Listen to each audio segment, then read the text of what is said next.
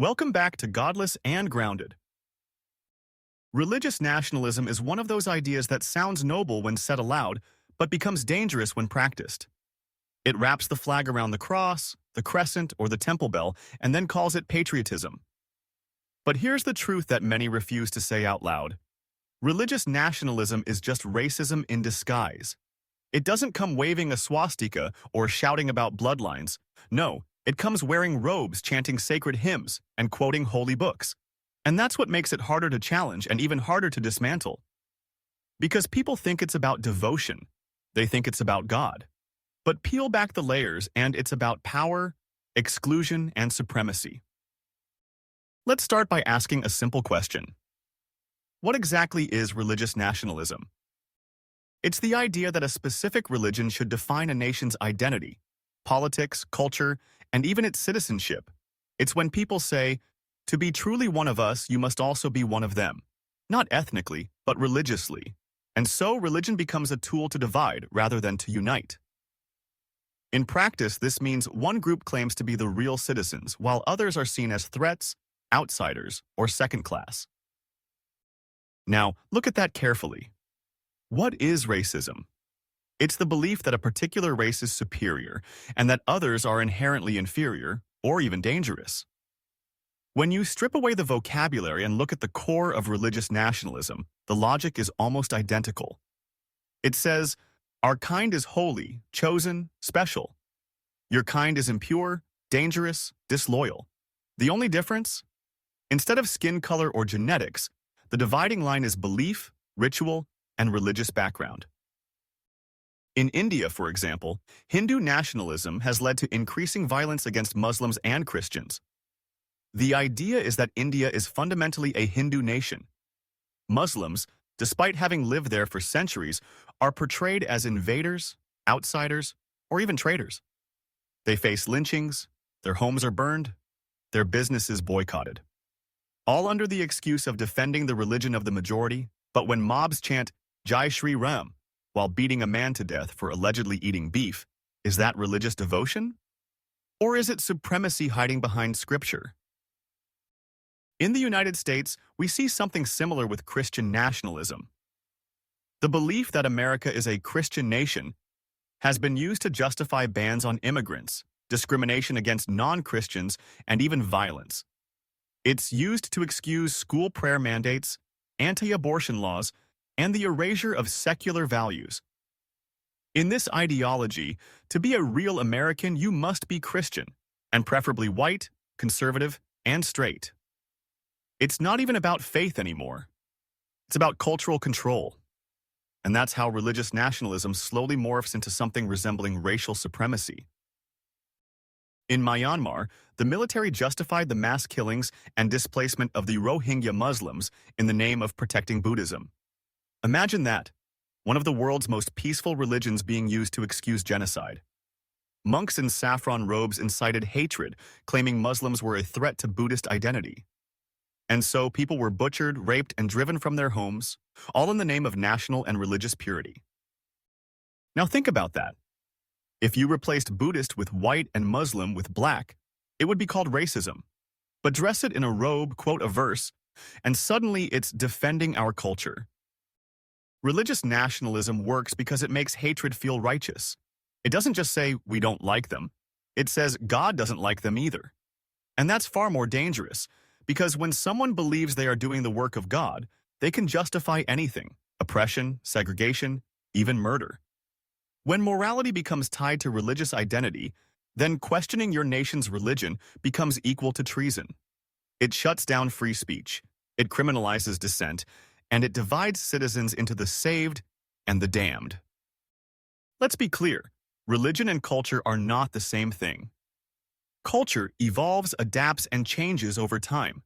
It belongs to everyone and can be shared. Religion, on the other hand, draws lines in the sand. It often demands loyalty not just from the individual, but from the entire society. And when religious groups start claiming ownership over the culture of a nation, they don't just want to be included, they want to dominate. In Pakistan, religious nationalism has led to the systematic persecution of Ahmadis, Shia Muslims, Hindus, Christians, and atheists. The very constitution of Pakistan declares Ahmadis as non-Muslims, even if they personally identify as Muslims. Imagine a state telling you what your faith is or isn't. Is that religious freedom? Or is that religious authoritarianism disguised as national interest? In Israel, religious nationalism has turned into ethno-nationalism. Jewish identity is not just cultural or religious. It's tied directly to state power. Palestinian Muslims and Christians, despite being born in the land, are treated as second-class, denied equal rights, or worse, branded as threats. This is not about theology, it's about control. And that control is enforced through a religious narrative that says, we are chosen, they are not. Even in countries where religion is officially separate from the state, religious nationalism finds its way in. In Poland and Hungary, Catholic identity is tied tightly to national identity. Immigrants, Muslims, and secularists are viewed as threats to the nation's soul. Politicians weaponize religion to gain votes, stir fear, and silence opposition. It becomes a powerful tool for populism, one that doesn't need logic or evidence, just ancient myths and modern insecurity. The pattern is the same. Define a religious identity, call it national pride, then use it to exclude, punish, and control. It's racism, just rebranded. Instead of saying our race is better, it says our faith is better.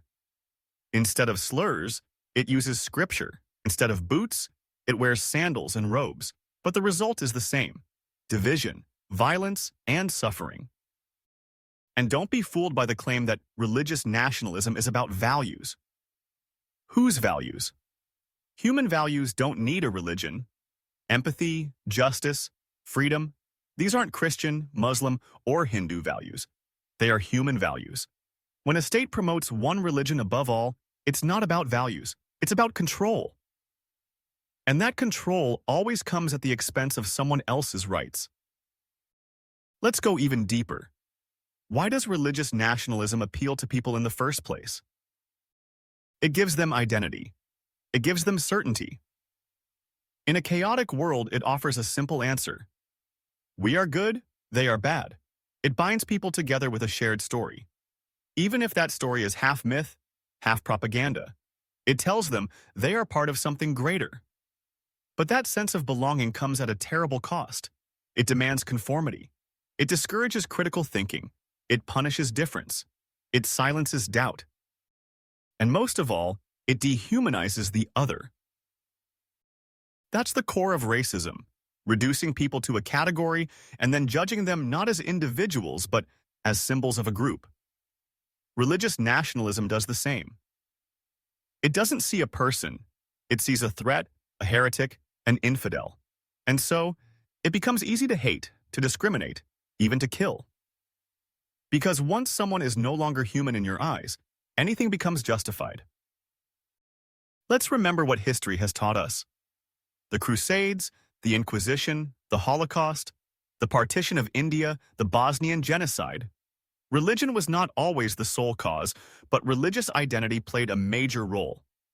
And each time, people believed they were defending their God, their land, their culture.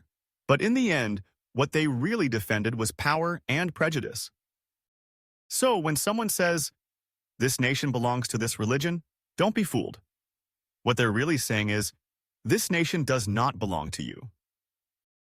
And that's not patriotism, that's exclusion, that's fear, that's supremacy. A true nation doesn't need a religious identity to thrive. In fact, it thrives better without one. Secularism isn't the enemy of faith. It's the protector of diversity.